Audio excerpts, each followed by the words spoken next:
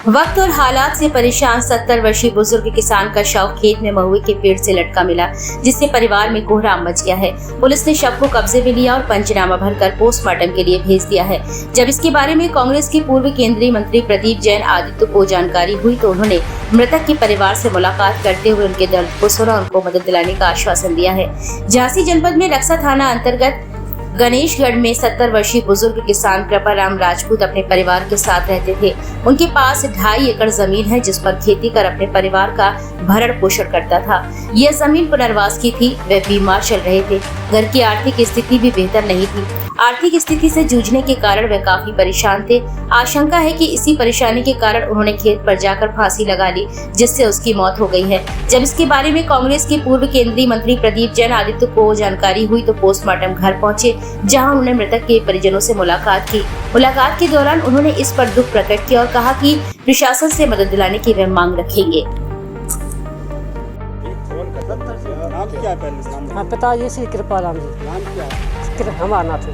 कौन है? लड़के हैं। क्या हो गया? उसको कई दूर से बीमार थे और सर में बैठे, पैसे थे नहीं उनके लगाने के लिए।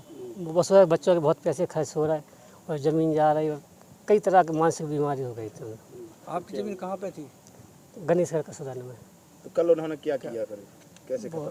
सुबह निकल कर खेत पर निकल गए घर से, वहाँ पर पेड़ पे चट्टान कर कर ली, फांसी लगा कर।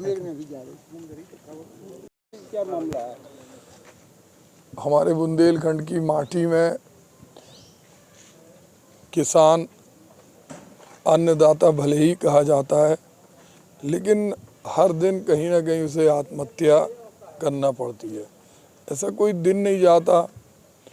और अभी तो एक ऐसी घटना है जिसमें एक 70 वर्षीय अन्नदाता ने अपनी जीवन लीला समाप्त की।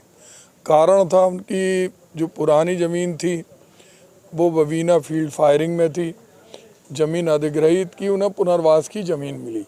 अब बीड़ा के अंदर जो गांव लिए जा रहे हैं उन गांवों में पुनर्वास की ज़मीन धारकों को एक पैसा भी मुआवजा नहीं मिल रहा।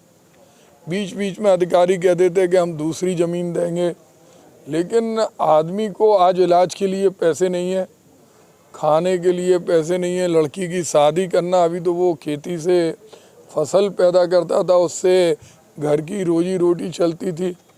ऐसे में जो स्थिति हताशा और निराशा की बन रही, इसमें परिवर्तन होना चाहिए। उसमें ये भी परिवर्तन होना चाहिए कि पुनर्वास धारकों को फसल बीमा का लाभ मिले, उनको किसान क्रेडिट पे लाभ मिले।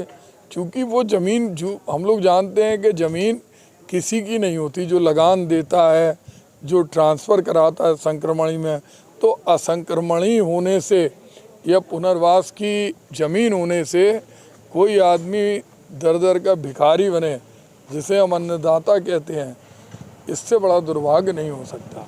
हम लोग चाहते हैं कि 15,000 हेक्टेयर जो ज़मीन बीड़ा के क्षेत्र में है, जिसमें पुनर्वास की ज़मीन है, असंक्रमणी ज़मीन है, उनके लिए भी, चूँकि बीड़ा एक अलग का प्रोजेक्ट है, प्रावधानों के उनको भी मुआवजा मिले, उनको इतनी धनराशि मिले कि वो दूसरी जगह सस्ती ज़मीन लेकर अपनी खेती करें और राष्ट्र की सेवा करें। कौन खत्म हो गया? कौन, किसने क्या किया? कसोधन गांव के कृपाराम राजपूत, जिनका स्वास्थ्य ठीक नहीं था, हताशा और निराशा में चल रहे थे।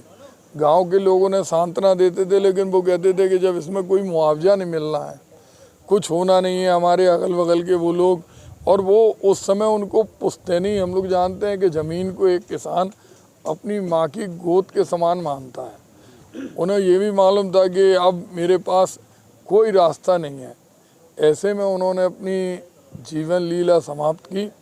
और ये वास्तव में दोष सरकार का है। उन्हें एक अभियान चलाना चाहिए उन लोगों के बीच में जिनके पास पुनर्वास की ज़मीन है, जिनके पास असंक्रमण